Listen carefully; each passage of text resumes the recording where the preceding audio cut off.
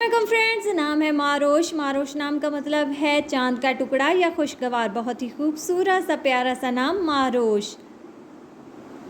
नाम है हाइज़ा। हाइज़ा नाम का मतलब है रियलिटी या रियल पर्सन। बहुत ही खूबसूरत सा नाम हाइज़ा। नाम है राबेल। राबेल नाम का मतलब है फूलों का पर्दा। बहुत ही खूबसूरत सा प्यारा सा नाम राबेल। नाम है रदिया, जिसका मतलब है कनात पसंद। बहुत ही खूबसूरत सा नाम रदिया।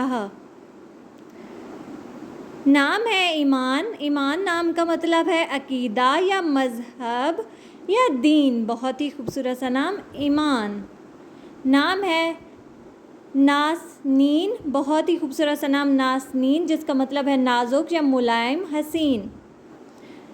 नाम है नौफाल, जिसका मतलब है नेमतें। बहुत ही खूबसूरत सा नाम नौफाल।